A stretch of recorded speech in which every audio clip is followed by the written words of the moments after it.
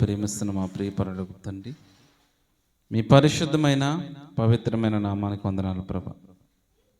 గడిచిన వారమంతయు తండ్రి, మీ కృప చేత మమ్మల్ని అందరినీ సంరక్షించి పోషించి నాయనా, మా ప్రయాణాల్లోనూ తండ్రి, మా ఆరోగ్య విషయంలో తండ్రి, మా ఆహార విషయంలో అన్ని విషయాల్లో తండ్రి మీరు కృప చూపించినందుకు వందనాలు, కృతజ్ఞతలు.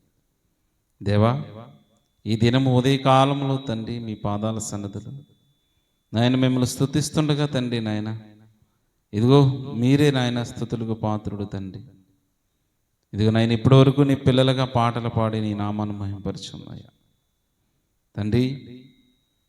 నాయన ఈ సమయంలో తండ్రి మీ పరిశుద్ధ లేఖనాలను మేము పరిశీలిస్తుండగా మరుగైన మమ్మల్ని నిలబడి ఉన్న మమ్మల్ని మరుగు చేసి మీ పరిశుద్ధ ఆత్మ ద్వారా మా అందరితో మాట్లాడండి ప్రభా.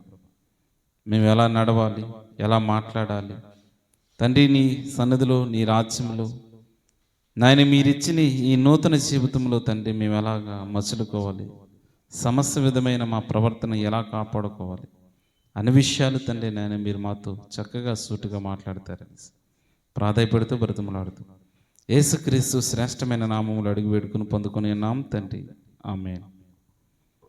మరి మొదటగా ఈ అవకాశం ఇచ్చినటువంటి కన్నతనేడు దేవునికి యేసుక్రీస్తు నామములో కృతజ్ఞతాస్తులు చెల్లించుకుంటూ కూడి వచ్చిన మీ అందరూ కూడా ప్రభుపేటన వందనాలండి. ప్రియమైన దేవుని వారలారా, మరి లూకా సువార్తలో మనకి ఒక సందర్భం ప్రార్థన గురించి ఒక సందర్భం ఉంటుంది. 18వ అధ్యాయంలో మొదటి వచనం మనం చూసినట్లయితే లూకా సువార్త 18వ అధ్యాయము, వారు విసుకక నిత్యము ప్రార్థన చేయుచుండవలనన్నట్టుకు ఆయన వారితో, అంటే యేసుక్రీస్తు ప్రభులు వారు ఎవరికి ఉపమానం చెప్తున్నారండి? అంటే నిత్యము ప్రార్థన చేయడానికి వారు విసుకక అంటే ప్రార్థన చేసే విషయంలో మనకి ఏముండకూడదు? విసుకక అంటే మనం చిరాకు అనేది ఉండకూడదు. ప్రేమైన దేవుని వారలారా, ఇదిగో ప్రాముఖ్యమైనది ఏమిటంటే నూతన జీవితంలోనికి వచ్చిన తర్వాత, దేవుని సన్నిధిలోనికి వచ్చిన తర్వాత, మారు మనసు పొందుకున్న తర్వాత, లేదంటే ముందైనా సరే మనకు ఉండవలసింది ఏంటంటే ఇదిగో ప్రాముఖ్యంగా ప్రార్థన అనేది చాలా వెరీ వెరీ ఇంపార్టెంట్. అంటే ప్రార్థన అనేక కార్యాలకు అది ప్రారంభం. మనం ఊహించిన రీతిగా దేవుడు మనలో ఎన్నో అద్భుత కార్యాలు దేవుడు చేస్తూ ఉంటారు.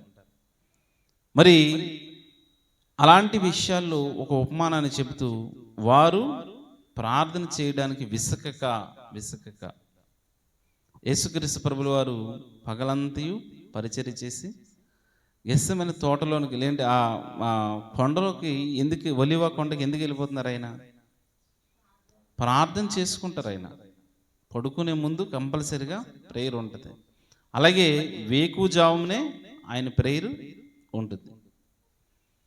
మరి శిష్యులతో కూడా వారికి ప్రార్థన ఎలా చేయాలో కూడా నేర్పిస్తున్నట్టుగా ఉంటుంది. మనకి ప్రార్థించడము తెలియలేదనుకోండి, కానీ ఏదో విధంగా మనం ప్రార్థించడానికి మనం ప్రయత్నించాలి. అంటే మనలో ఎటువంటి కల్మషం లేకుండా, అంటే ఎటువంటి అనాలోచన లేకుండా మనం ఒక సన్నిధిలో ప్రార్థించాలని అనుకునేటప్పుడు, ఇప్పుడు మనం మత్తయి సువార్త మనం చూస్తే, నీ తండ్రిని నువ్వు వేడుకోవాలనుకునేటప్పుడు రహస్యమందున్న నీ తండ్రి దగ్గరికి, అంటే నువ్వు గదిలోనికి వెళ్ళి తలుపు వేసుకొని నువ్వు ప్రార్థన చెయ్యి. అంటే రహస్యంగా ఎందుకు అక్కడ ప్రార్థన చేయమంటున్నాడంటే, ఒకవేళ దేవునికి నచ్చలేని పని మనం ఏం చేస్తామనుకోండి, దాన్ని దేవుని సన్నిధిలో మనం ఏం చేయాలి? ఒప్పుకోవాలి. ఇప్పుడు దేవుని సన్నిధి ఎక్కడుంది? దేవుని సన్నిధి ఎక్కడుంది?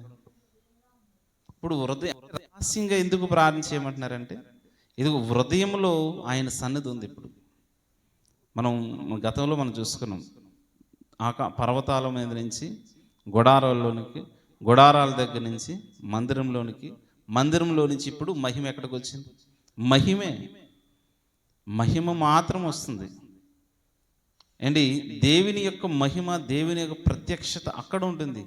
దేవుడు డైరెక్ట్ అవడు ఎక్కడ కూడా. మరి ప్రార్థన గురించి బైబిల్లో చాలామంది, చాలా వ్యక్తులు ప్రార్థన చేస్తారు, మనకు తెలుసు. అయితే ప్రార్థన కాన్సెప్ట్ మనం ధ్యానించేటప్పుడు ఏంటి, ప్రార్థన గురించి మనం పరిశీలించేటప్పుడు మనం ప్రార్థన ఎలా చేయాలో మనకు అర్థమవుతుంది.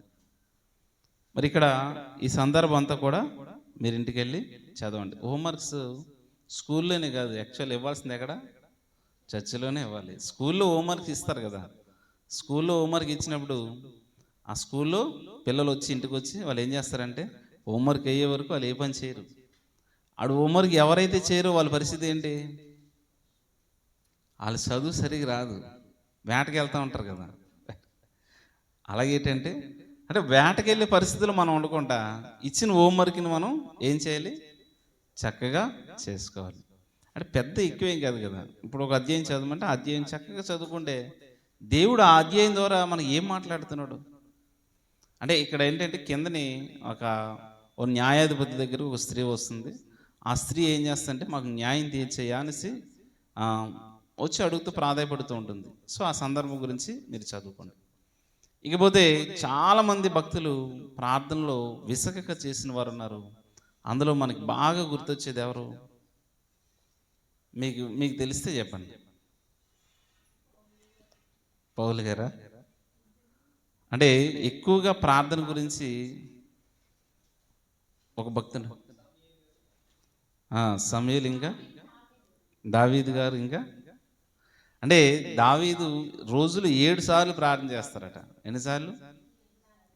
7 సార్లు. అలాగేసి కంటిన్యూస్గా అలా ప్రార్థన చేస్తూ ఉంటారంటే ఆయన కంటిన్యూస్గా రోజులు 7 సార్లు చేస్తున్నారు. 7 సార్లు ఎప్పుడెప్పుడు చేస్తున్నారు అనేది అది మనకు షెడ్యూల్ అవ్వలేదు. దానియేలు ముమ్మారు ప్రార్థన చేస్తున్నాను అంటే డైలీ 3 సార్లు ప్రార్థన చేస్తున్నారు. ఓకేనా? అసలు ఇప్పుడు దావీదు కానీ, దానియేలు కానీ, యోనా కానీ వీళ్ళు ప్రార్థనలు ఎందుకు చేస్తున్నారు అసలు? అందులో ఈరోజు మనం దానియేలు గురించి చూద్దాం. దేని గురించి? అసలు దానియేలు ప్రార్థన ఎందుకు చేస్తున్నారో మొదటగా చదువుకుందాం. దానియేలు గ్రంథము 6వ అధ్యాయము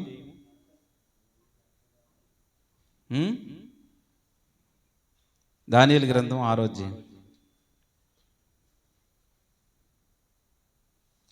10వ వచనం.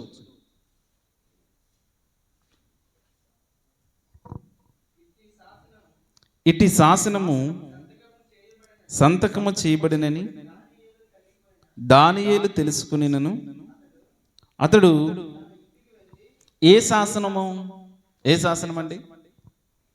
ఏ శాసనం రిలీజ్ అయిందంటే చూడండి, ప్రారంభంలో మనం చూసినట్లయితే 6వ అధ్యాయం 1వ వచనం తన 31వ వచనం నుంచి మాదీయుడగు 5వ అధ్యాయం 31వ వచనం చదివితే మాదీయుడగు దర్యావేషు 62వ సంవత్సరముల వాడే సింహాసనం నెక్కెను. తన రాజ్యం అంతటి పైన అధిపతులుగా ఉండుటకై 120 మంది అధిపతులను నియమించుటకు దర్యావేషు ఇష్టమాయను. వారిపైన 3 ప్రధానులుగా నియమించను. ఆ 3లో ఏంటి ఇప్పుడు సమస్య అంతా ఎక్కడొచ్చింది? సమస్య అంతా ఎక్కడొచ్చింది? దానియేలు గారిని ముఖ్యుడిగా చేశాడు.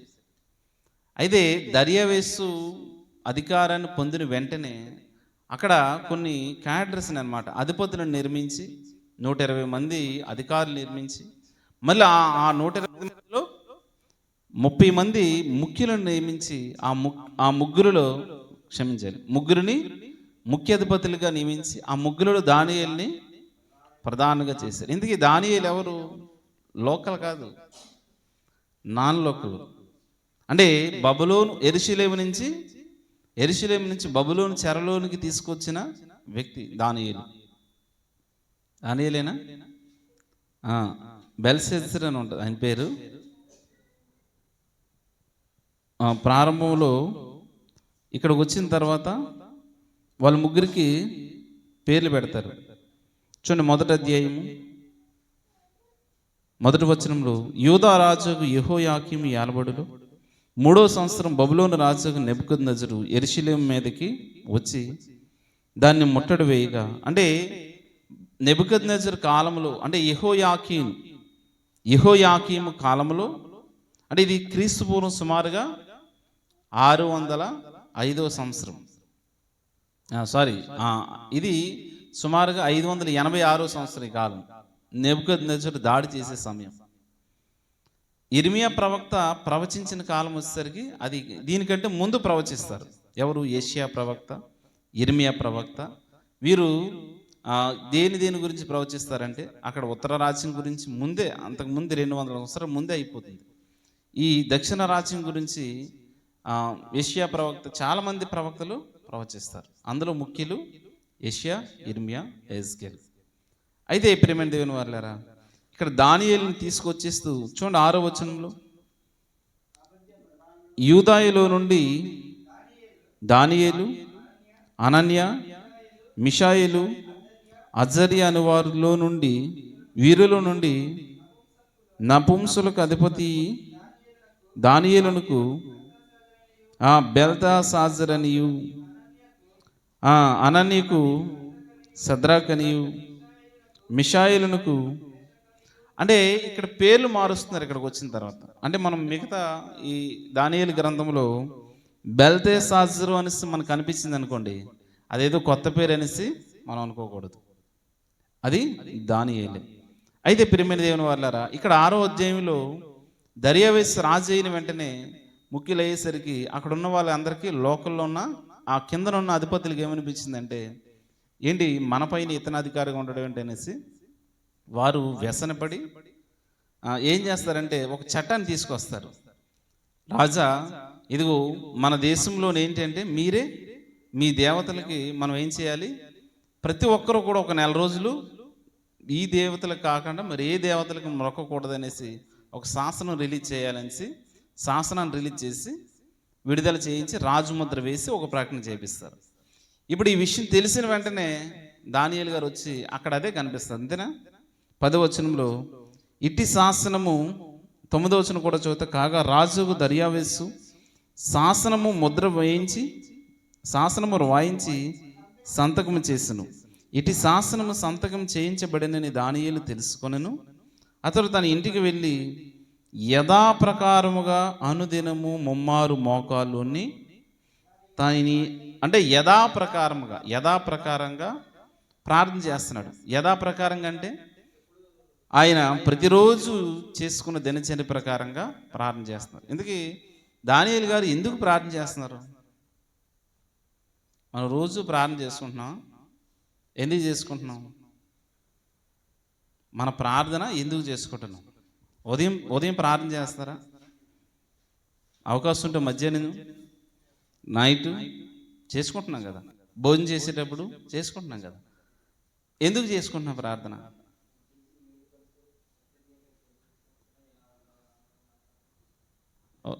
అంటే దేవుడు చేసిన ఆహారం ఇచ్చినందుకు కృతజ్ఞతలు ప్రభువా అనేసి చేసుకుంటున్నాం.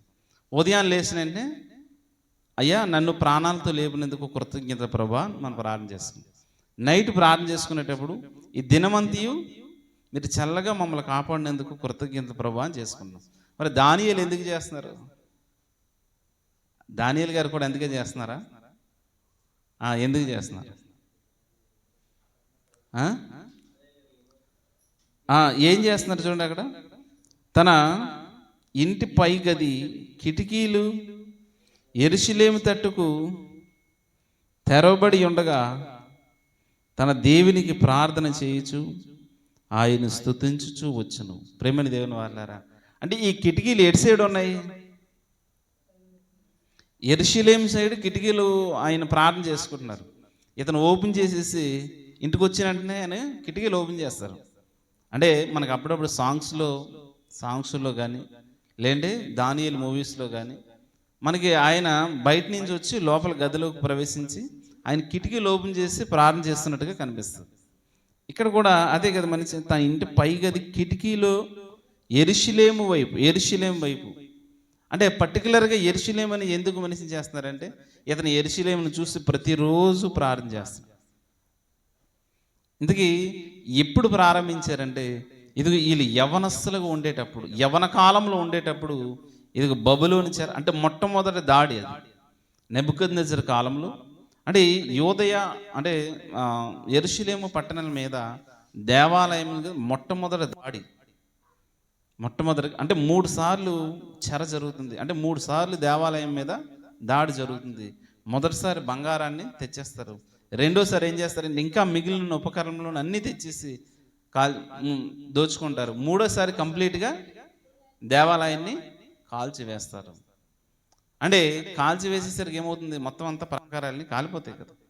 సో అలా మొట్టమొదటిసారి చెరలోకి వచ్చిన వారిలో ఎవరున్నారు? దానియేలు, షడ్రకు, మెషక్ వీళ్ళు ఉన్నారు. అంటే ఇప్పుడు వారికి ఏంటంటే దేవుని పట్ల ఆసక్తి, దేవుని పట్ల ఆ విశ్వాసత, అంటే దేవుని పట్ల నమ్మకత్వం ఎలా ఉందంటే చాలా బలంగా ఉంది. ప్రేమైన దేవుని వల్ల మనకు తెలుసు. ఇప్పుడు వీరు మా దేవుడికి తప్ప మేము ఎవరికి పూజ చేయము, ఎవరికి పూజ చేయము. నెబుకద్నెజర్ కాలంలో ఒక శాసనం రిలీజ్ అవుతుంది. ఏంటి, వీళ్ళు ఎలాగైనా సరే మనం రాజు దగ్గరికి ఎరిగించాలని చూస్తారు. అయితే అగ్నిలో పడేస్తారు. వీళ్ళు ముగ్గురిని అగ్నిలో పడేస్తారు కదా. అగ్నిలో పడేసినప్పుడు వారికి ఏమైనా అవుతుందా? అయ్యో ప్రభు అనేసి వెంటనే దానియేలు దగ్గరికి వచ్చి వారు సరెండర్ అయిపోతున్నట్టుగా, దేవుని యుద్ధ మోకాలు ఉంటున్నట్టుగా వారు మనం చూస్తాం. అంటే ఇక్కడ ఆ ముగ్గురితో పాటు దేవదూత వారితో కాపాడుతున్నట్టుగా. అంటే ఈ సిచ్యువేషన్ అంతా మనం ఏంటి గమనిస్తామంటే వీరు ప్రార్థనా జీవితంలో ఎడతెగక ప్రార్థన చేస్తున్నారు, రోజులో ముమ్మారు ప్రార్థన చేస్తున్నారు. ఎటువైపు తిరిగి చూస్తున్నారట? యెరూషలేము వైపు తిరిగి చేస్తున్నారు. యెరూషలేము వైపు ఎందుకు తిరిగి ప్రార్థన చేయాలనంటే ఇది యెరూషలేము విమోచన కొరకు వారు ప్రార్థిస్తున్నారు. మరి దీనికి మనం ఎలా చెప్పగలం అంటే చూడండి, రాజులు అంటే దానియేలు కాలం వచ్చేసరికి రాజుల కాలం ముగిస్తుందనే కదా. రాజులు మొదటి రాజుల గ్రంథము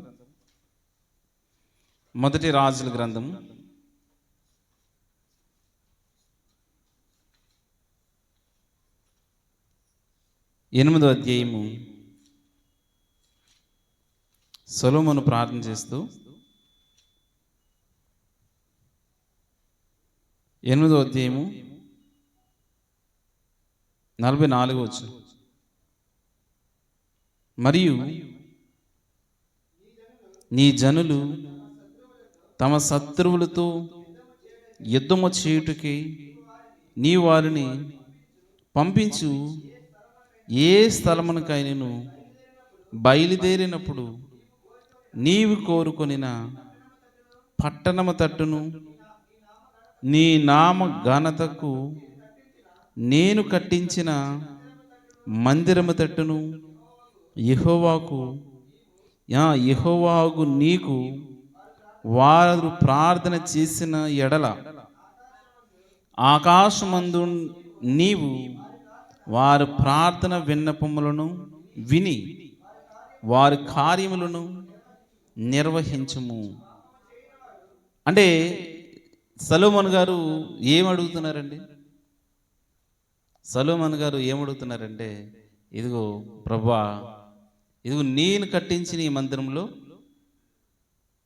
అంటే ఫస్ట్ ఆ ప్రార్థన అంతా మనం చూస్తే ఇందులో నీవేం ఉండవు, కానీ నీ మహిమను ఇందులోకి తీసుకురా. నీ మహిమ అక్కడ ఉంటే మేము సంతోషంగా ఉంటాం. ఇదిగో నేను కట్టించిన ఈ మందిరంలో, ఇదిగో ఒకవేళ నీ పిల్లలు ఎవరైనా సరే బానిసలుగా వెళ్ళిపోతే వారు ఈ పట్టణం వైపు, ఈ మందిరం వైపు తిరిగి ప్రార్థన చేస్తే వెంటనే వారు మొర ఆలకించి వారిని విడిపించు. ఏంటండి?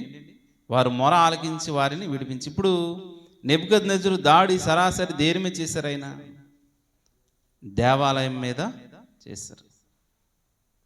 దేవాలయం మీద చేశారండి.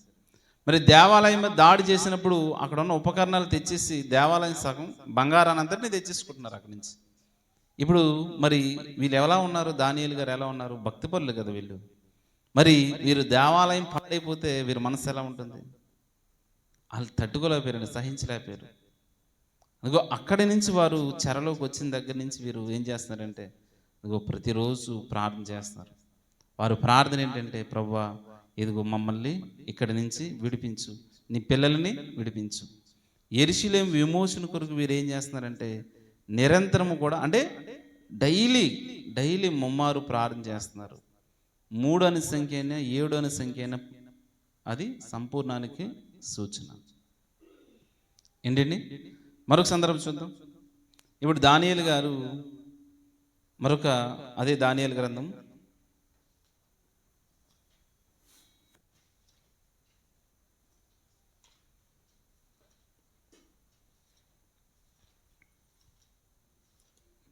9వ అధ్యాయం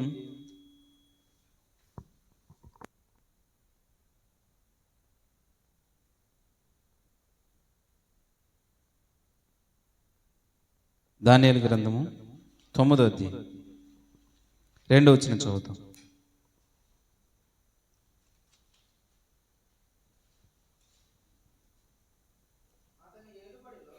అతని ఏడుబడిలో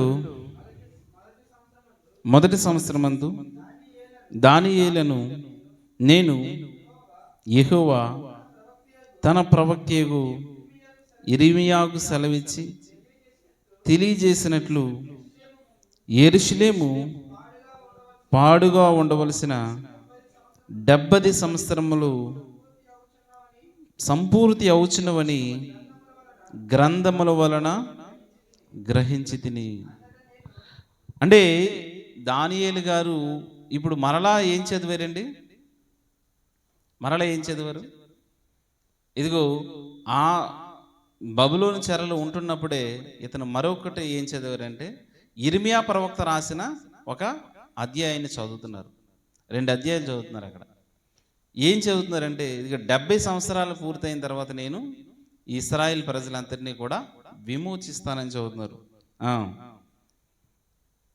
70 సంవత్సరములు సంపూర్తి మౌచున్నవని గ్రంథము వలన గ్రహించి తిని అంతటి నేను గోను పట్ట కట్టుకుని ధూళి తనపైన వేసుకుని ఉపవాసం ఉండి ప్రార్థన విజ్ఞాపనం చేయుటకు ప్రభువు దేవుని ఎదుట నా మనసును నిబ్బరము చేసుకుంటుని. ప్రేమైన దేవుని వల్ల ఇంకొక 2-3 సంవత్సరాల్లో ఇప్పుడు చెర విమోచన జరుగుతుంది అనేటప్పుడు ఇంకా ఎక్కువగా ప్రార్థన చేస్తున్నారు. ఇప్పుడు ఈయన చేసిన ఈ ప్రార్థన అంతటినీ కూడా మీరు ఇంటికి వెళ్ళి చదవాలి. ఏమేమి చదువుతున్నారు చూడండి. ఆ ప్రార్థనలో చాలా విషయాలు ఆయన ప్రస్తావిస్తున్నారు. 5వ వచనం చూడండి. మేమైతే నీ దాసులకు ప్రవక్తలను నీ నామమును బట్టి మా రాజులకు మా అధిపతులకును మా పితరులకును యూదా దేశస్తులందరికీ చెప్పిన మాటను ఆలకింపక. అంటే ఎక్కడ చెప్పారు ఈ మాటలు అంటే ఇదిగో నిర్గమములు ఉండేటప్పుడు మోషే ద్వారా అనేక ఆజ్ఞలు వారికి ఇచ్చి ఇదిగో మీరు ఆ దేశంలోనికి వెళ్ళినప్పుడు, ఏ దేశంలోనికి నేను మీకు ఇవ్వబోతున్న ఆ దేశంలోనికి మీరు వెళ్ళినప్పుడు మీరేం చేయాలంటే నా మాట ఆలకించాలి. మీరు నా మాట ఆలకించి నా ఆజ్ఞలు గైకుంటే మీరు ఆ దేశంలో ఎలా ఉంటారట? సస్యశ్యామలంగా ఉంటారు. అంటే మీకు ఎటువంటి ఇబ్బంది ఉండదు. మీ పిల్లలు అలాగా అంటే సంతానం లేని స్త్రీ ఉండదు, సంతానం లేని పురుషుడు ఉండడు. అసలు మీకు కొదవైనది ఏమి ఉండదు, ఆహారం కొరత ఉండదు. అన్ని విధాలుగా దేవుడు సమృద్ధిగా వారిని ఆశీర్వదించారు. కానీ దానియేలు గారు ఏం ప్రస్తావిస్తున్నారంటే మేమైతే నీ దాసులకు ప్రవక్తలు నీ నామమును బట్టి మా రాజులకును మా అధిపతులకును మా పితరులకును యూదా దేశస్తులందరికీ చెప్పిన మాటలు ఆలకింపక నీ ఆజ్ఞలను నీ విధులను అనుసరించటం మాని చూడండి పాపములను దుష్టములనైన చెడుతనమునందు ప్రవర్తించుచు తిరుగుబాటు చేసిన వారము. 13వ వచనం. మోషే ధర్మశాస్త్రమందు వ్రాసిన కీడంతియు మాకు సంభవించినను మేము మా చెడి నడవడిని మానకపోతిమి. నీ సత్యమును అనుసరించి బుద్ధి తెచ్చుకున్నట్లు మా దేవుడిని యెహోవాను సమాధానపరుచుకొని పోతిమి. అంటే ఇలా చాలా విషయాలు దానియేలు గారు ప్రస్తావిస్తారు. మరి ఎక్కడ ఈ ప్రవచనం అంటే యిర్మీయా ప్రవక్త సెలవిచ్చినట్లుగా ఇర్మియా ప్రవక్త ఎప్పుడనంటే అసలు బబులోను జరగకముందు ఇర్మియా ప్రవక్త గారు ప్రవచిస్తున్నారు. చూడండి ఆ మాట కూడా. ఇర్మియా గ్రంథము 25వ అధ్యాయం, ఇర్మియా గ్రంథం 25వ అధ్యాయం, ఇర్మియా గ్రంథము 25వ అధ్యాయం 11 వచనం, 11-12 వచనం. ఈ దేశమంతయు పాడుగాను నిర్జనముగాను ఉండును. ఈ జనులు 70 సంవత్సరములు బబులోను రాజునకు దాసులుగా ఉందురు. యెహోవా వాక్కు ఇదే. 70 సంవత్సరం గడిచిన తర్వాత వారు దోషమును బట్టి నేను బబులోను రాజును ఆ జనులకు కల్దీయుల దేశమునకు శిక్షింతును. 29వ వచనం అండి, 29వ అధ్యాయం 10వ వచనం. యెహోవా ఈ ఆజ్ఞ ఇచ్చుచున్నాడు, బబులోను రాజ్యమునకు 70 సంవత్సరములు గతించిన తర్వాత మిమ్మల్ని గురించి నేను పలికిన శుభవార్త నెరవేర్చి ఈ స్థలమునకు మిమ్మల్ని తిరిగి రప్పించినట్లు మిమ్మును దర్శింతును. ప్రేమ దేవుని వారలారా, అంటే బాగా ఆలోచించండి. ఇదిగో దేవుడు ఏం చేస్తున్నాడంటే, మీరు నా ఆజ్ఞలు గైకొనకపోతిరి కనుక ఇదిగో నేనేం చేస్తున్నానంటే, ఏంటి ఆజ్ఞనంటే అక్కడ ఎవ్రీ ఇయర్ వారు ఏం చేయాలి? విశ్రాంతినివ్వాలి. అంటే భూమి వారు పంట పండించకూడదు. ఎన్ని సంవత్సరాలకి? 7 సంవత్సరాలకు ఒకసారి వారు పంట పండించకూడదు. అలాగే ఇలా ఒక్కొక్క చాలా రూల్స్ ఉన్నాయి. ఎవ్రీ ఇయర్ వాళ్ళు ఎవ్రీ వీక్ విశ్రాంతి దినం, మరి 3 నెలలకు ఒకసారి, సంవత్సరానికి ఒకసారి. అంటే వీరు క్రమం తప్పకుండా ఏం చేయాలంటే విశ్రాంతి దినాన్ని వారు పాటించాలి. దేవుడు చెప్పిన భూమి విషయమై వారు నిబంధన వారు పాటించలేకపోయారు.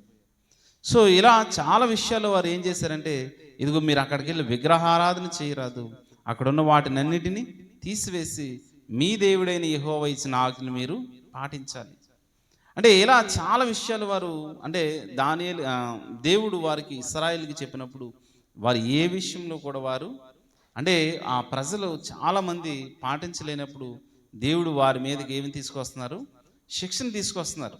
ఆ శిక్ష ఏంటంటే, ఇదిగో 70 సంవత్సరాలు మీరు చెరలోకి వెళ్ళిపోబోతున్నారు, 70 సంవత్సరాల తర్వాత మిమ్మల్ని విడిపించబోతున్నాను. కానీ ఈ విషయం తెలియకుండానే దానియేలు గారు ప్రతిరోజు కూడా ఏం చేస్తున్నారంటే ముమ్మారు ప్రార్థన చేస్తున్నారు. ఏ మాటను బట్టి వారు ప్రార్థిస్తున్నారంటే, ఇదిగో వారు పూర్వీకులకు రాజులు చెప్పిన మాటలు, సొలొమోను గారు చెప్పిన మాట ప్రకారంగా, ఇదిగో ప్రభువా నీ బిడ్డలు ఒకవేళ ఎవరైనా సరే వారు చెరలోకి వెళ్ళిపోయినా, ఇదిగో నీ మందిరం తట్టు వారు తిరిగి ప్రార్థన చేస్తే వారు వెంటనే విడుదల చేయండి, వారు మొర ఆలకించండి ప్రభా. ఏంటి ఈ విషయాల్లో మనం ఆలోచన చేస్తే చూడండి, ఐగుప్తులో దేవుడు అబ్రహాంతో ఏం చెప్తున్నాడు? అబ్రహాము, ఇగో నీ పిల్లలు 400 ఏండ్లు శ్రమలు అనుభవిస్తారు, 400 ఏండ్లు శ్రమలు అనుభవిస్తారు. ఇదిగో అలా శ్రమలు అనుభవించిన తర్వాత నేను వారిని తీసుకొని వస్తాను. ఇప్పుడు ఆ సిచ్యువేషన్లోకి మనం ఒకసారి వెళ్ళినట్లయితే చూడండి, నిర్గమాకాండము 2వ అధ్యాయము 23-24 వచనాలు. నిర్గమాకాండము 2వ అధ్యాయము 23-24 వచనాలు. అలాగున అనేక దినములు జరిగిన మీదట ఐగుప్తు రాజు చనిపోయాను. ఇశ్రాయేలీలు తాము చేయుచున్న వెట్టి పనులను బట్టి నిట్టూర్పులను విడిచుచు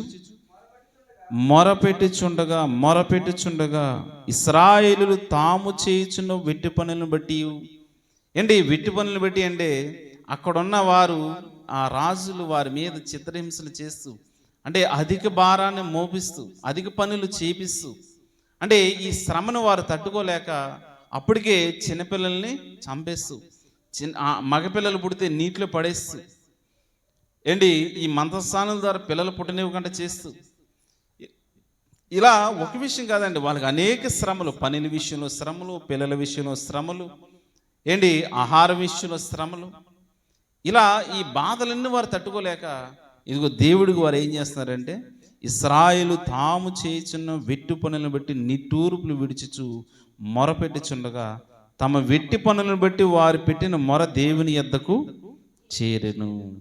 ఎవరు చేస్తున్నారు ఈ మొర? ఇశ్రాయేలు ప్రజలు దేనికోసం చేస్తున్నారు? ఇదిగో ప్రభువా, మమ్మల్ని నిశ్చయముగా విడిపిస్తామనేసి అబ్రహాం గారు చెప్పారు, ఇసాకు గారు చెప్పారు, యాకోబు గారు చెప్పారు. సో వారి కుమారుడి యేషోబు గారు కూడా చనిపోతూ మాకు ఈ మాటను ఏం చెప్పారంటే, ఇదిగో నిశ్చయముగా మీ దేవుడు మిమ్మల్ని చూడవచ్చును, ఇక్కడి నుంచి విడిపిస్తాడు. ఏంటి, ఇక్కడి నుంచి దేవుడు మిమ్మల్ని విడిపిస్తాడు. ఖచ్చితంగా మీరు ఏం చేస్తారంటే, ఇదిగో దేవుడు మిమ్మల్ని దర్శించినంత వరకు కూడా మీరు విశ్వాసాన్ని కోల్పోవద్దు, నిరీక్షణ కలిగి ఉండండి అనేసి యేషోబు గారు, అంటే అబ్రహాము తన కుమారుడైన ఇసాకుకు చెప్పిన మాటను, ఇసాకు తన కుమారుడిని యాకోబుకు చెప్పిన మాటను, యాకోబు తన కుమారుడిని యేషోబు చెప్పిన మాటలు సుమారుగా వీళ్ళు 400 ఏండ్లు వారు ఆ మాటను బట్టి వారు విశ్వసించినట్టుగా మనం చూస్తాం.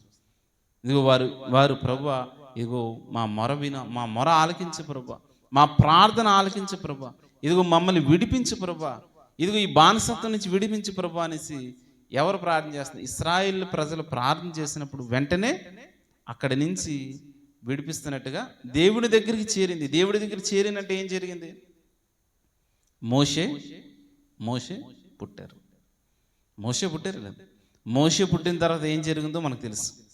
మోషే పుట్టిన తర్వాత ఐగుప్తులో పెంచబడటం, అక్కడి నుంచి మరి ఐగుప్తు రాజుని ఎదిరించడం, అక్కడి నుంచి అంటే అద్భుతాలు జరగడము, ఇశ్రాయేల్ ప్రజలందరినీ కూడా విడిపించి రావడం, వీరికి ఒక నూతన సంవత్సరాన్ని ప్రదర్శించడం, వారు ఏటేట ఏం చేయాలి, ప్రతి వారం ఏం చేయాలి, వారు భార్యల విషయంలో కానీ పిల్లల విషయంలో కానీ లేదంటే వారు మందిర విషయంలో కానీ ఎలా ఉండాలో ప్రతి క్రియను కూడా వారు ఏం చేశారంటే దేవుడు మోషే ద్వారా ఆజ్ఞ ఇచ్చారు. అదే విషయాన్ని దానియేలు గారు ప్రస్తావిస్తున్నారు. ఏంటి మరి ఇప్పుడు వీరు ఏం చేశారంటే బబులోను చెరకు వెళ్ళిపోయారు. బబులోను చెరకు వెళ్ళిన తర్వాత ఇదిగో ఎవరు ప్రార్థన చేస్తున్నారు? 70 సంవత్సరాలు ప్రార్థన ఎవరు చేశారు? దానియేలు గారు ముమ్మారు ప్రార్థన చేశారు.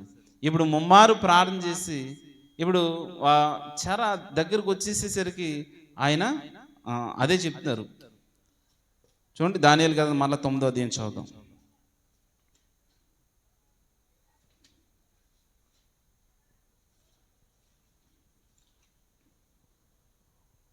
9వ అధ్యాయము 2వ వచనం. అతని ఏలుబడిలో మొదటి సంవత్సరం దానియేలు, నేను యెహోవా తన ప్రవక్తయగు యిర్మీయాకు సెలవిచ్చిన తెలియజేసినట్లు యెరూషలేము పాడుగా ఉండవలసిన 70 సంవత్సరములు పూర్తి అగుచున్నవని గ్రంథము వలన గ్రహించి తిని, అంతటి నేను గోనుబట్ట కట్టుకొని ధూళి తలపైన వేసుకుని ఉపవాసం ఉండి ప్రార్థన విజ్ఞాపనలు చేయుటకు ప్రభువు దేవుని ఎదుట నా మనసు నిబ్బరము చేసుకుంటుని.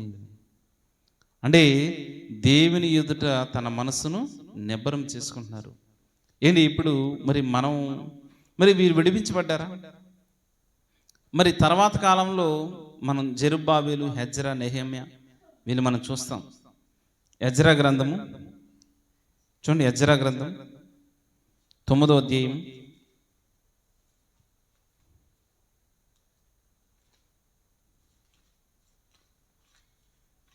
9వ అధ్యాయం 5వ వచనం.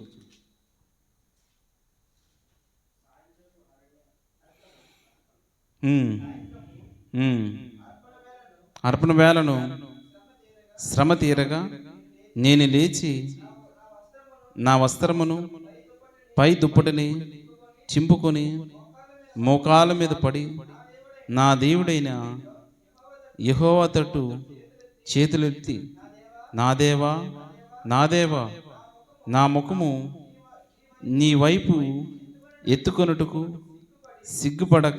సిగ్గుపడి భిన్నుడినై ఉన్నాను. మా దోషములను మా తలకు పైగా ఎచ్చి ఉన్నవి, మా అపరాధములు ఆకాశమంత ఎత్తుగా పెరిగి ఉన్నవి.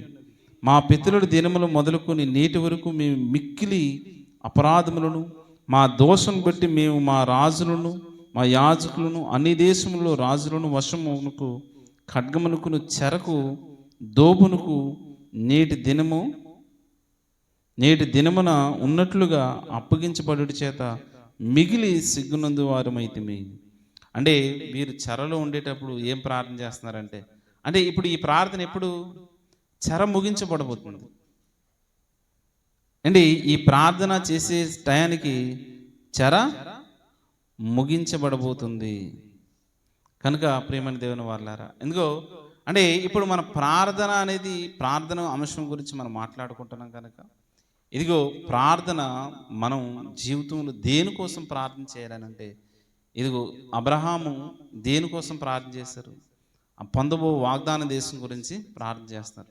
ఇస్సాకు ప్రార్థన, యాకోబు ప్రార్థన, లేని యేషోబు ప్రార్థన, అక్కడ ఉన్న ఇశ్రాయేల్ ప్రజల ప్రార్థన ఏంటి. ఇప్పుడు బబులోను చెరలో ఉన్న దానియేలు ప్రార్థన దేనికోసం అంటే ఇశ్రాయేలు విమోచన కొరకు. ఐగుప్తు చెరలో ఉన్న ఇశ్రాయేల్ ప్రార్థన దేనికోసం అంటే వారి విమోచన కొరకు. అలాగే ఇప్పుడు మనకి ఎస్తేరు గ్రంథంలో సమస్య వస్తుంది, యూదుల మీద ఒక సమస్య వస్తుంది. ఆ సమస్య వచ్చినప్పుడు వెంటనే మరి ఎస్తేరు గారు ఒక ప్రకటన చేస్తారు. ఏంటి ఆ ప్రకటన? మొర్దెకై చెప్పినప్పుడు ఫస్ట్ ఆమె నిర్లక్ష్యం చేసిన తర్వాత వెంటనే దేవుడు తన స్థితిని జ్ఞాపకం చేసి వెంటనే ఎస్తేరు రాణి గారు ఆ ప్రార్థన విన్నపం తీసుకొని, ఇదిగో మీరు వెళ్ళి ఇశ్రాయేలుకి ఇలా చెప్పండి, యూదులకి ఇలా చెప్పండి. మీరు కూడా అప్పుడు వాళ్ళ పరిస్థితి ఎక్కడున్నారు? చెరలో ఉన్నారు. స్త్రీ ఇప్పుడు మరి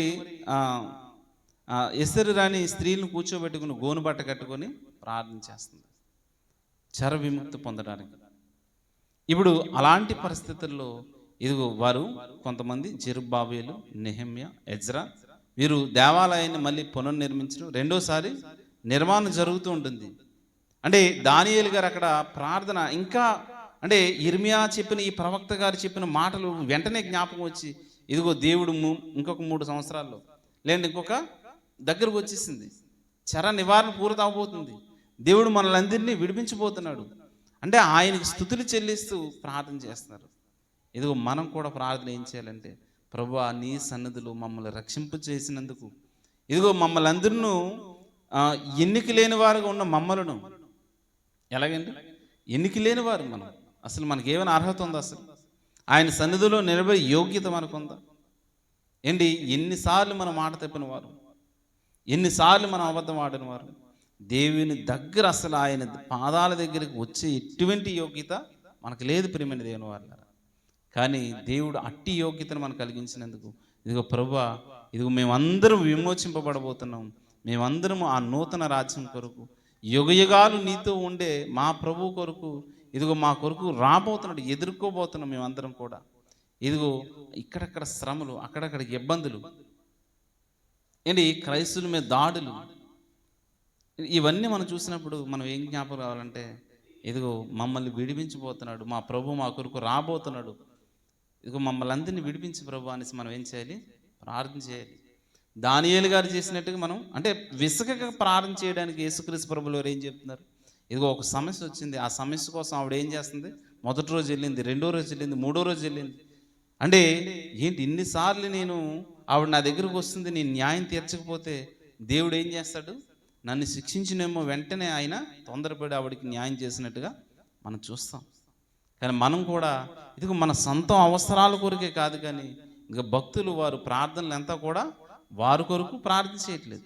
వారు చేసే ప్రార్థనలన్నింటిలో కూడా మేము అవిధేయులు, మేము మట్టివారు, ఒట్టివారు, మేము పాపం చేసిన వారు, నీ మీద తిరుగుబాటు చేసిన వారు. మేము తిరుగుబాటు చేశారు, వీళ్ళంతా చేశారా లేదా? ఇదిగో మేమంతా, ఎవరు దానియేలు గారు చేశారా? చేయలేదు. కానీ దానియేలు గారు చేయలేదు, కానీ వారి పక్షాన్ని ఏం చేస్తానంటే, ఇదిగో మేము పాపం చేస్తాం, మమ్మల్ని విడిపించు ప్రభువా. అంటే ఈ విధంగా మనం ఆలోచించే చాలా సందర్భాలు ఉన్నాయండి. అంటే చాలా సందర్భాలు ఉన్నాయి. యేసుక్రీస్తు కాలంలో మనం చూస్తే లోకాసు వార్త ముగించుకుందామండి. లోకాసు వార్త 4వ అధ్యాయము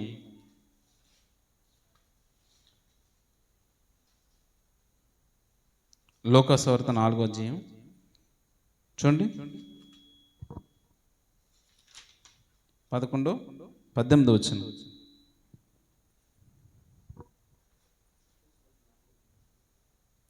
18వ వచనం, లూకా సువార్త 4వ అధ్యాయం 17వ వచనం కూడా చదివితే, ప్రవక్త అయిన యెషయా గ్రంథం ఆయన చేతికి ఇవ్వబడును. ఆయన గ్రంథం విప్పగా, ప్రభు ఆత్మ నా మీద ఉన్నది, బీదలకు సువార్త ప్రకటించుటకై ఆయన నన్ను అభిషేకించును, చెరలోనున్న వారికి విడుదలను. చెరలోనున్న వారికి విడుదలను. ఏ చెరలోనున్న వారికి? పాపం అనే చెరలోనున్న వారికి విడుదల. ఏంటి, మనం అందరం కూడా పాపము కింద దాసులుగా ఉన్నాం. అంటే ఒకప్పుడు వారు బబులోనీయులు నెబుకద్నెజరు రాజు కింద, ఇశ్రాయేలీయులు నెబుకద్నెజరు రాజు కింద ఎలాగైతే చెరలో ఉన్నారు, ఇశ్రాయేల్ ప్రజలు ఐగుప్తీయుల కింద ఎలాగైతే బానిసలుగా ఉన్నారో, వారు చెరలో ఉన్నారు. ఇదిగో ప్రస్తుతం కాలంలో మనుషులంతా కూడా ఇదిగో పాపం అనే దాస్యం కింద పాపం మనల్ని ఏలుచున్నది. ఏంటి, ఆ చెర నుంచి విముక్తి పొందించడానికి ఎవరు వచ్చారట? యేసుక్రీస్తు ప్రభుల వారు యెషయా ప్రవక్త చెప్పినట్లుగా బీదలకు సువార్త ప్రకటించుటకి ఆయన నన్ను అభిషేకించును, చెరలో ఉన్న వారిని విడుదలను, గ్రుడ్డివారికి చూపుని ప్రకటించుటకును. అంటే చెరలో ఉన్న వారిని విడుదల పొందించడానికి. ఇదిగో మనలందరినీ అలాంటి చెరలో నుంచి విడుదల పొందించిన మన ప్రభు అయిన యేసుక్రీస్తుకి మరలా మన కొరకు ఆయన రాబోతున్నాడు అనేసి మనం ఏం చేయాలి?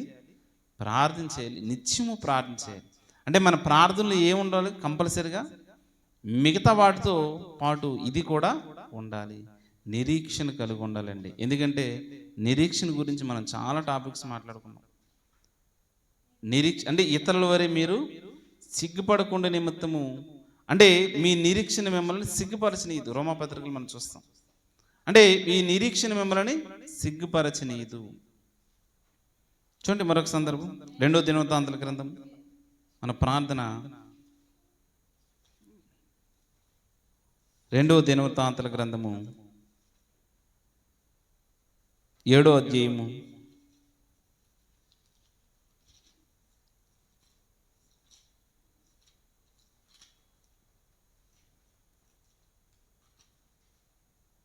'అప్పుడు సొలొమోను ప్రార్థన మనం చూసాం కదా. 7వ అధ్యాయం 14వ వచనం, నా పేరు పెట్టబడిన నా జనులు తమ్ము తాను తగ్గించుకొని ప్రార్థన చేసి నన్ను వెతికి తమ చెడు మార్గమును విడిచిన ఎడల ఆకాశం నుండి నేను వారి ప్రార్థన విని వారి పాపములు క్షమించి వారి దేశమును స్వస్థపరిచెదను. అంటే దేవుడు ఏం వాగ్దానం చేస్తున్నాడండి? పశ్చాత్తాపడి మనం ప్రార్థన చేస్తే వెంటనే ఆకాశంలో నుంచి సొలొమోనుకి ఇచ్చిన రిప్లై, ప్రభువా ఇదిగో నా ప్రజలు, నీ పిల్లలు వీరందరూ కూడా ఒకవేళ చెరలోకి వెళ్ళిపోతే వారిని యెరూషలేము తట్టు తిరిగి ప్రార్థన చేస్తే, లేండి ఆ మందిరం తట్టు తిరిగి ప్రార్థన చేస్తే వెంటనే విడుదల పొందించు ప్రభు అన్నప్పుడు ఆయన దగ్గర నుంచి వచ్చిన సమాధానం ఏంటంటే, ఒకవేళ నా ప్రజలు నిజంగా హృదయపూర్వకంగా పశ్చాత్తాప్తులై వారు పాపములు ఒప్పుకొని ప్రార్థన చేస్తే వెంటనే నేను వారి మొర ఆలకిస్తాను. అలా ఆలకించి అక్కడ ఐగుప్తు చెర నుంచి విడిపించారు. అలా ఆలకించి ఏంటి, న్యాయాధిపతుల కాలంలో మనం చూస్తాం. అలా వారు పాపం చేయడం, వారు మొర పెట్టుకోవడం, మరలా వారిని విడిపించడం. ఎన్నిసార్లు మనం న్యాయాధిపతులు, ఎంతమందిని న్యాయాధిపతులను దేవుడు నిలబెట్టి, గిద్యోను కానీ, బారాక్ కానీ, యోప్తా కానీ, సంసోన్ కానీ, అంటే చాలామంది న్యాయాధిపతుల్ని వారి దగ్గర నుంచి విడిపించినట్టుగా, అంటే న్యాయాధిపతుల ద్వారా ఇశ్రాయేలు ప్రజల్ని విడిపించినట్టుగా మనం చూస్తాం. ఎస్తేరు ద్వారా కానీ, లేండే ఇలా ఇంకా చాలామంది.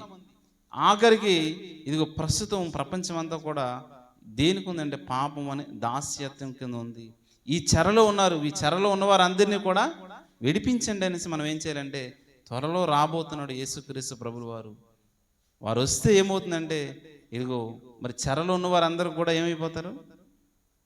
నశించిపోతారు కదా, మారు మనసు లేకపోతే. కనుక వారందరినీ విడుదల పొందించడానికి మనం ఏం చేయాలంటే, వారి కొరకు ప్రార్థన చేయాలి. అంత మాత్రమే కాదు, ఇదిగో మన యొక్క విశ్వాసము ఏంటి, దానియేలు ఎక్కడ పాపం చేయలేదు ప్రియమైన దేవుని వాళ్ళారా. అంటే విశ్వాసం కోల్పోలేదు ప్రియమైన దేవుని వాళ్ళారా. అంటే తన విశ్వాసంలో రోజు రోజుకు తన పని విషయంలో చూడండి. ఏంటి, చిన్న యవనస్తులు ఏం పని చేసేవారు? వాళ్ళు ప్రారంభంలో చిన్న పనులు చేశారు, కానీ వారు స్థాయి రోజు రోజుకి ఎక్కడికి వెళ్ళిపోతుందంటే వాళ్ళ క్యాడరు పెరిగిపోతున్నట్టుగా మనం చూస్తున్నాం. ఏంటి, చివరికి వెళ్ళేసరికి దానియేలు గారికి అంటే ముగ్గురు ప్రధానులు అయితే 128 మంది, 120 మంది మీద ముగ్గురు అధికారులు అయితే ఆ ముగ్గురులో కూడా దానియేలు ప్రధానుడిగా ఉన్నట్టుగా మనం చూస్తాం. అంటే మనం నమ్మకంగా ఉంటే, విశ్వాసంగా ఉంటే, దేవుని ఎదుట మనం ఆయనకి నచ్చినట్టుగా మనం బ్రతికితే ఖచ్చితంగా దేవుడు మనల్ని కూడా ఆ పొజిషన్లోకి ఉంచుతాడు. ఇదిగో మనం మన కుటుంబం గురించి ప్రార్థించాలి, ఇదిగో మన రక్షణ గురించి ప్రార్థించాలి. ఇంకా చెరలో ఉన్నవారు, పాపం కింద దాస్యం అయిపోతున్న వారి గురించి మనం ఏం చేయాలి? ప్రార్థించాలి. రక్షణలోనికి వచ్చిన మనం ఏం చేయాలంటే రక్షణ లేని వారి కొరకు మనం ప్రార్థించాలి. ఇదిగో మన కుటుంబం గురించి ప్రార్థించాలి, మన దినచర్య గురించి ప్రార్థించాలి. అంటే భక్తి విశ్వాసం గురించి మనం ప్రార్థించాలి. ఇలా ప్రతిరోజు కూడా మనం ఏంటంటే దేవునితో ఎక్కువగా గడపడానికి మనం ప్రయత్నించాలి. కనుక ఇటు ఈ మాటలు మీ హృదయాల్లో భద్రపరుచుకొని అటు రీతిగా మనం అందరము కూడా భక్తి జీవితాన్ని కొనసాగించాలని, ఒక దానియేలు వలె, ఒక యోనా వలె, దావీదు వలె, ఏంటి యేసుక్రీస్తు ప్రభుల వారి వలె, భక్తుల వలె మనం అందరం కూడా ఏం చేయాలంటే వారిని మనకు మాదిరిగా పెట్టుకుని వారి బ్రతుకులకు అనుకూలంగా మన బ్రతుకులను వారికి అడుగుజాడల్లో నడిచేటట్టుగా యేసుక్రీస్తుని మన హృదయాల్లో పెట్టుకుని బ్రతికేటట్టుగా ఉండాలని కోరుకుంటూ ఈయన మాటను ముగిస్తున్నాను.